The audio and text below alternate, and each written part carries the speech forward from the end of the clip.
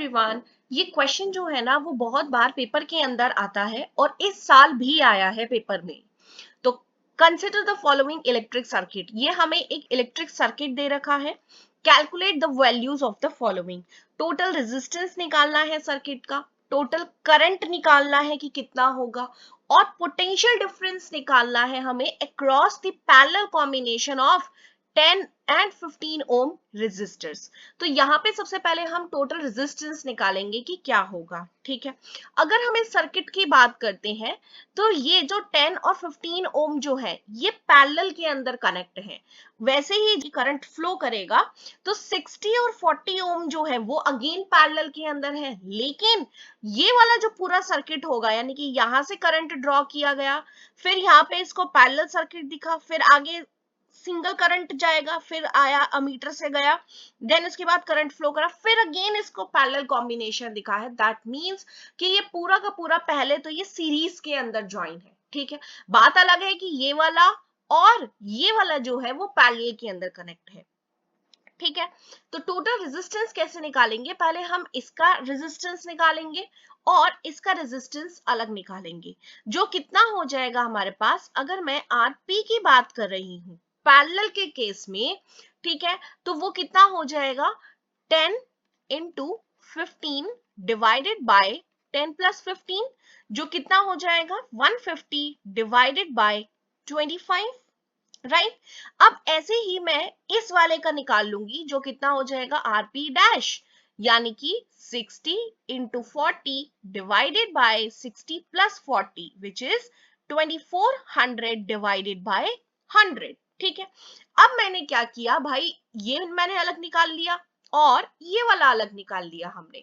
अब हमें क्या निकालना है, सीरीज का निकालना है। तो सीरीज वाले में क्या हो जाएगा आरपी प्लस आरपी डैश, और जरूरी नहीं है कि आप यहाँ पे आरपी ही लिखेंगे या आरपी डैश ही लिखेंगे, आप R1 R2 करके आप जैसे कंफर्टेबल है आप वो अप्लाई कर सकते हैं, वो यहाँ पे आप लिख सकते हैं। ठीक है, अब हो जाएगा ये 150 divided by 25 plus 2400 divided by 100।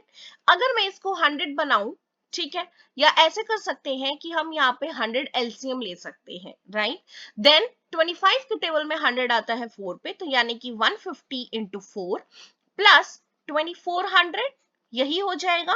And इसके बाद ये हो जाएगा 600 plus 2400 divided by 100 which is 3000 divided by 100। 100 से 100 कैंसिल, तो ये कितना हो जाएगा 30 ओम।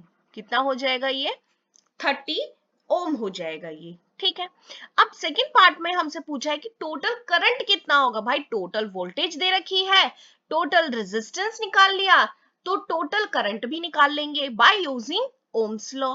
ओम्स लॉ क्या कहता है, V is equals to I R. ठीक है, तो I की वैल्यू क्या हो जाएगी V बाय R।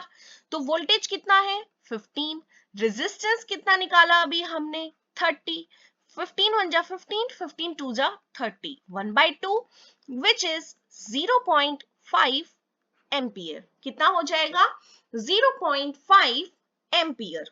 अब हमें पोटेंशियल डिफरेंस निकालना है इसके अक्रॉस। पोटेंशियल डिफरेंस कैसे निकालेंगे, हम सेम फॉर्मूला अप्लाई करेंगे, वो हो जाएगा ohm's law, V is equals to I are.